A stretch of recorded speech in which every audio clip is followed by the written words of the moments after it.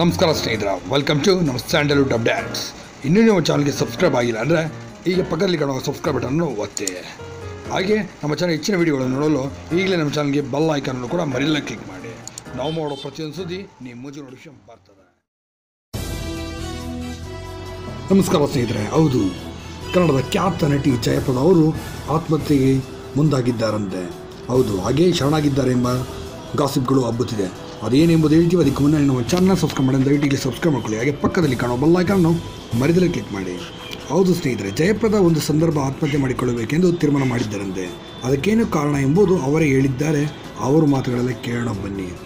ಹೌದು ಸ್ನೇಹಿತರೆ, ಹಿರಿಯ ಸಮಾಜವಾದಿ ನಾಯಕ ಅಮರ್ ಸಿಂಗ್ ಅವರನ್ನು ನನ್ನ ಗಾಡ್ ಫಾದರ್ ಎಂದೇ ಭಾವಿಸಿರುವೆ. ಆದರೆ ಜನರು ನನ್ನ ಮತ್ತು ಅಮರ್ ಸಿಂಗ್ ನಡುವೆ ಏನೋ ಇದೆ ಎಂಬ ಮಾತನಾಡಿಕೊಳ್ಳುತ್ತಿದ್ದರು. ನಾನು ಮತ್ತು ಅಮರ್ ಸಿಂಗ್ ಅವರಿಗೆ ರಾಖಿ ಕಟ್ಟಿದ್ದೇನೋ ಅಂದಿಗೆ ಮಾತುಕತೆ ನಿಂತಿತ್ತು. ಅದಕ್ಕೆ ಸಮಾಜವಾದಿ ಪಾರ್ಟಿ ಶಾಸಕ ಅಜಮ್ ಖಾನ್ ನನ್ನ ಮೇಲೆ ಆ್ಯಸಿಡ್ ದಾಳಿ ಮಾಡುವ ಸಂಚು ಕೂಡ ರೂಪಿಸಿದ್ದರು. ಒಟ್ಟಿನಲ್ಲಿ ಎಲ್ಲ ಕಡೆ ಹರಡಿದ್ದ ನೆಗೆಟಿವ್ ವಿಚಾರಗಳು ನನ್ನನ್ನು ಆತ್ಮಹತ್ಯೆ ಕಡೆ ತೆಗೆದುಕೊಂಡು ಹೋಗಿತ್ತು. ಸೋಷಿಯಲ್ ಮೀಡಿಯಾಗಳಲ್ಲಿ ನನಗೆ ಸಂಬಂಧಿಸಿದ ಕೆಲ ಎಡಿಟ್ ಮಾಡಿದ ಚಿತ್ರಗಳು ಕೂಡ ವೈರಲ್ ಆಗಿದ್ದವು. ನನ್ನ ಕ್ಷೇತ್ರದಲ್ಲಿಯೇ ನಾನು ತಲೆ ಎತ್ತಿ ಓಡಾಡೋ ಸ್ಥಿತಿ ನಿರ್ಮಾಣವಾಗಿತ್ತು. ನಾನು ಸಂಪೂರ್ಣ ಕುಸಿದು ಹೋಗಿದ್ದೆ. ಆತ್ಮಹತ್ಯೆ ಒಂದೇ ಪರಿಹಾರ ಎಂದು ಕೂಡ ನಾನು ಭಾವಿಸಿದ್ದೆ. ಈ ಸಂದರ್ಭದಲ್ಲಿ ಅಮರ್ ಸಿಂಗ್ ಆರೋಗ್ಯ ಸಮಸ್ಯೆಗೆ ಚಿಕಿತ್ಸೆ ಪಡೆದುಕೊಂಡಿದ್ದರು. ಚಿಕಿತ್ಸೆ ಪಡೆದು ಹಿಂದಿರುಗಿದ ಸಿಂಗ್ ನನ್ನ ಜೊತೆಗೆ ನಿಂತಿದ್ದರು ಎಂದು ಹಳೆಯ ಘಟನೆಗಳು ಮುಂಬೈನಲ್ಲಿ ನಡೆದ ಸಾಹಿತ್ಯ ಸಮಾರಂಭದಲ್ಲಿ ತೆರೆದಿಟ್ಟರು ಜಯಪ್ರದಾ ಅವರು. ಹೌದು ಸ್ನೇಹಿತರೆ, ಏನೇ ಆಗಲಿ ಆತ್ಮಹತ್ಯೆ ಮಾಡಿಕೊಳ್ಳೋದು ತಪ್ಪು ಎಂಬುದು ಇವರಿಗೆ ಮನವರಿಕೆ ಅಂತೂ ಆಗಿದೆ ಸ್ನೇಹಿತರೆ. ಹೌದು, ಈ ವಿಡಿಯೋ ಬಗ್ಗೆ ನಿಮ್ಗೆ ಏನು ಅನಿಸುತ್ತೆ ನಮ್ಮ ಕಮೆಂಟ್ ಬಾಕ್ಸಲ್ಲಿ ತಿಳಿಸಿ. ಹಾಗೆ ವಿಡಿಯೋ ಇಷ್ಟ ಲೈಕ್ ಮಾಡೋದನ್ನು ಮರೆಯಬೇಡಿ.